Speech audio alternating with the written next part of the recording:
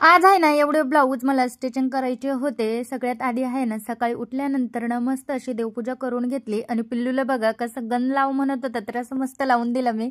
त्यानंतर ना आहे ना घरातली सगळी साफसफाई आवरून घेतली हॉलमधली। त्यानंतर ना माझे झाडं एवढे छान झालेले आहेत ना पावसामुळे, खूप सुंदर। आणि पिल्लू रडत होतं का बरं काय माहिती, तर सारखंच रडत असतो, काही ना काही पाहिजेच असतं त्याला। त्यानंतर ना देवपूजा केली आणि लगेच नाश्ता केला। नाश्त्यामध्ये पोहे केला होता कारण माझ्या पिल्लूला खूप आवडतो। पोहे वगैरे केला, नाश्ता केला, घरातली सगळी कामं आवरली आणि त्यानंतर ना आले मी माझ्या मशीनवर।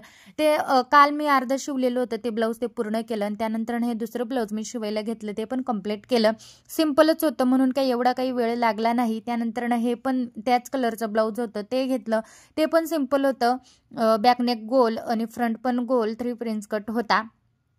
त्यानंतर ना हे सगळे ब्लाऊज मी असे रेडी करून घेतले छानपैकी। हा ब्लाऊज थोडा अवघडच गेला कारण त्याला वर्क